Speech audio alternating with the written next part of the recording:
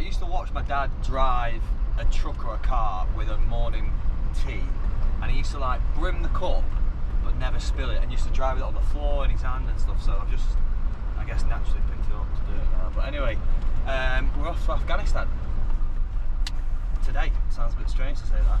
Spoke to one of our bag sponsors last week, Covered, Abby from Covered, who said like, all right, well, have fun in Afghanistan, is the way she signed off, and I sort of laughed. I was like, don't really hear that very often, do you? So anyway, we're off to the town or village before the border called Dusty, and it is very dusty here, to get Marie a dress and maybe me as well some get up, I don't know what you call it, just so we can blend in a little bit more. The tyre is holding pressure. Yeah, the tyre is holding pressure. Fantastic.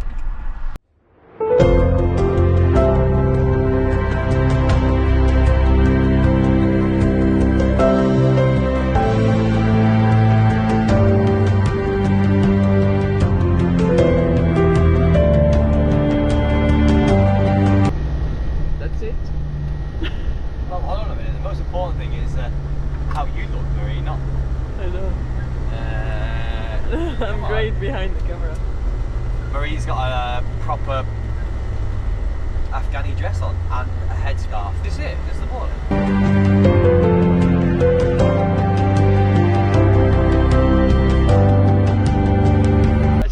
So what's up? We've made it into Afghanistan! That is probably one of the hardest countries in terms of paperwork that we've had to deal with. And also, oh, it's so hot and thirsty. Christ, it's like, oh, it's only 31, but no aircon, no water, just sat in a building, fully clothed is... I'd like to be in rugby shorts, swimming in the sea, not not in the Afghan desert, but hey ho, we're in! Woo!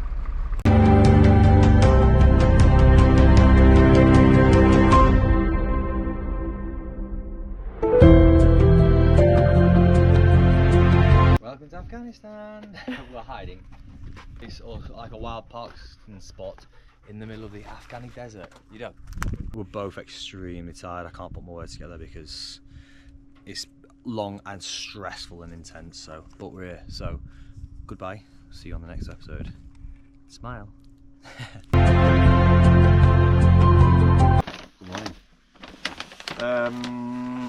Well, we're feeling slightly more refreshed today, and it's nice here. We've not been bothered. Even the guy, someone came with a flashlight, started like stalking us last night, and then as soon as I like went out to see him, he turned the flashlight off and then went dark and silent, and I was like, oh shit.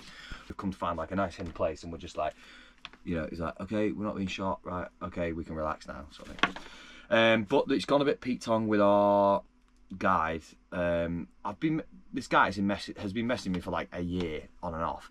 In April we found an itinerary, and then he gave us a price about 4 weeks ago, which was $100 a day, and I was like, all right, that's pretty good, that's all right.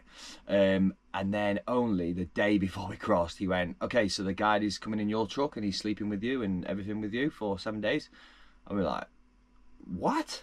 Like, well, first of all, no, it can't happen because we don't have any seats or anything. No, it can't. Like, and we're trying to sort it now, but he's like, it's gone to $220 a day,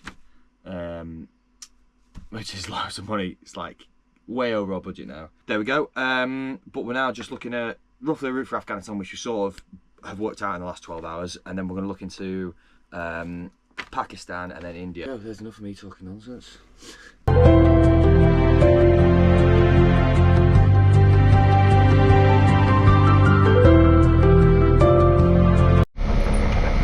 Cool, so we just drove past like a military Taliban checkpoint, and the guy was just a bit inquisitive, and he sort of like stood up, shuffled his rifle, and I was like, do you know what, he didn't ask to stop, but do you know what, I'm gonna stop, and I'm just gonna go walk up to him and just sort of be positive and be like, you know, permit, we're okay, sort of thing. And nice guy, dead inquisitive, you know. And then his mates come over, they want to look in the back, where you going, but all dead like just happy, friendly. And then eventually he was like, Facebook. So I typed in my name, and yeah, Taliban guys sort of got my Facebook. Good. What we need is more of those, because right, when you enter a new country, no matter where it is, no matter where it is, right? We look back at Kazakhstan, it's like, oh, Kazakhstan is basically like Scotland, steady, dead safe, whatever. When you first go there, it's like, oh my god, what are you gonna do? And you need a few positive things to like set you down. So we've had one, we've had a couple, we've had like 3 now. We just need to keep having a few more and no moments where we feel a bit like. So, onwards to get our visa stamped. I'm really forcing this down. Didn't need chips. Don't really want chips, but I saw chips and thought, there you go. I'm just gonna walk up to whoever's there, go and start ordering. And I know it sounds a bit stupid, but it just gives you a little bit of confidence, doesn't it? Just, you know, walking up and everyone looking at you. Some of them looking a little bit aggressive. Just walking, smiling, tell them.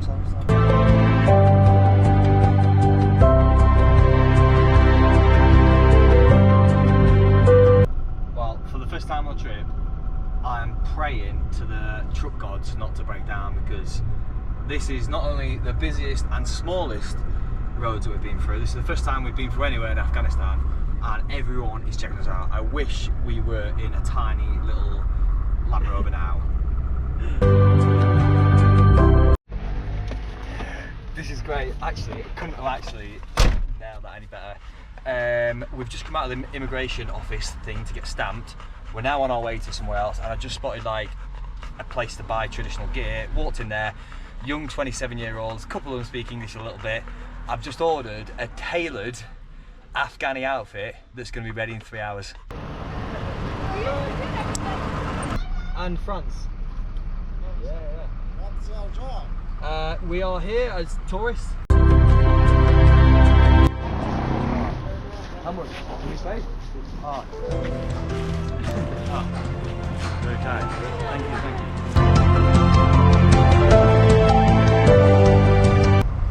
Hello YouTube. Ta-da! Yeah, can't believe it. We're just saying they didn't charge me. So when they were like measuring me up, they said, oh, it's going to be, you know, 3-4 hours. And they managed to turn around in 2.5 hours. And then they said, when I went to pay them, they're like, no problem. And I went, oh my God, really? Like, they went, no problem. Welcome to Afghanistan. The only slightly downside that we had was that we had a load of kids swarm us, which is intense because I was inside. Marie was sat in the passenger seat, like just completely blanking him. It was the best. Like one of them thought he was a joke and a bit of a plunket. He was then jumping around all the doors trying to open them all. So I went outside and basically said, don't do that. Made sure everything was locked. And then I saw them around the back of the truck and they nicked a couple of stickers. Now, of all the things you could have nicked on the truck, the stickers is like probably one of the most valuable things to me. So I was not happy. So I made it clear I was not happy. And then moved the truck, and then the guys from the tailor shop, one of the young kids was about, I don't know, 16, 17, was then like physically pushing them, being like, leave him alone sort of thing. So, but it's part of the experience, right? It's only going to get more mental, and stuff like, I need to be careful. I came back to the truck, put the key in the door to unlock this door, and as I got in, like put my stuff in, and then was like, where are the keys? And they'd already fucking taken the keys, and then they smiled and like gave me the bag, and I was like, oh man, if you'd nicked that, like that would be a serious problem. But luckily there was a joiner from one of the shops who looked a bit angry, and he came out and was shooing them and like kicking them away and stuff like that. So I said to him, like, really thank you. So anyway, there we go, we're off out to sea. Please get some peace and quiet sleep again, and then tomorrow meet our guide. So we'll see you in the morrow.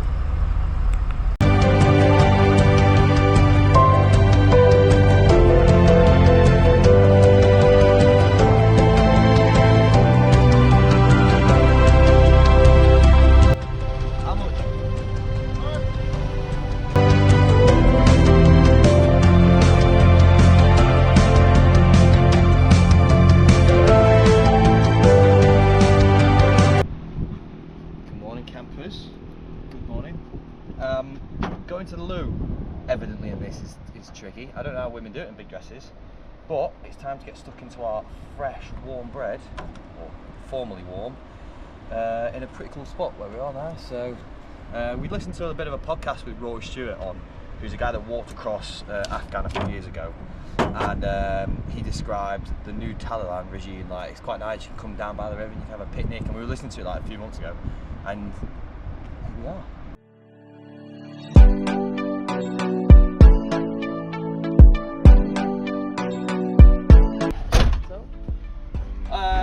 Just gonna do the right thing, try and pull that guy out.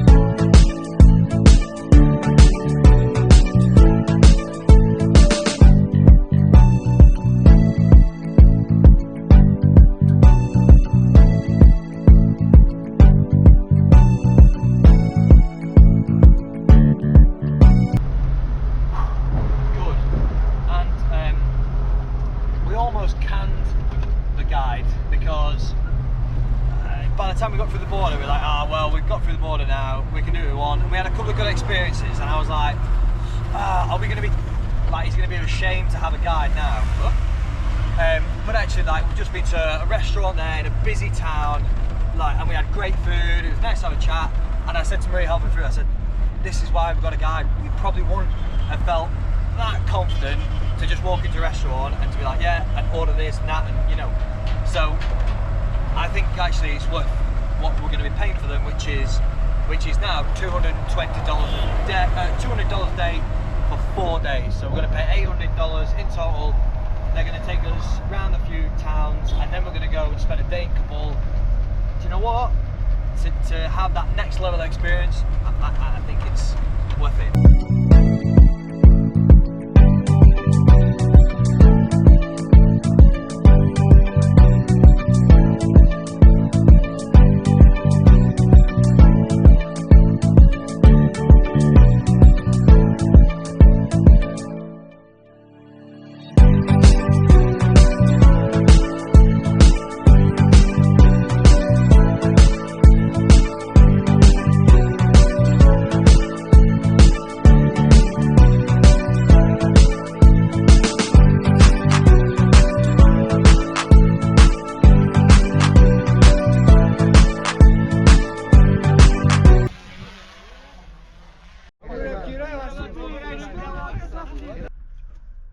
We're still here.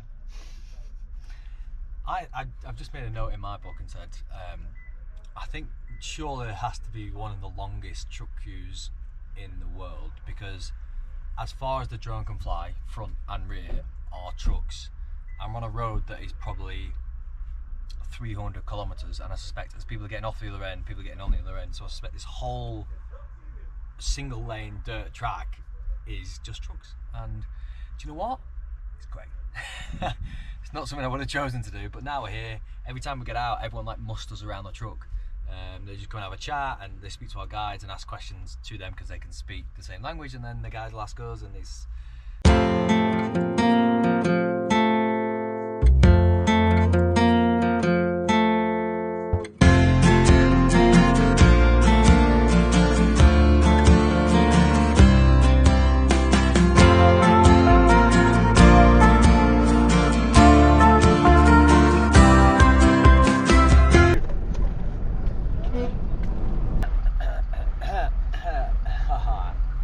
you'll probably notice when I start speaking, the enthusiasm has rather dropped out of my voice.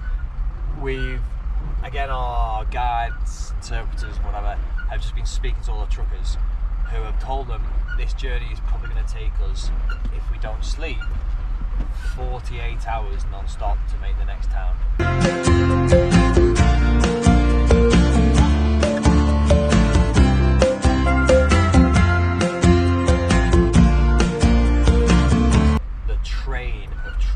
Colourful trucks driving 48 hours in a big truck train, driving through Afghanistan through the night. It's just a bit crazy, isn't it? Today I'm daunted and I'm petrified about doing it. God.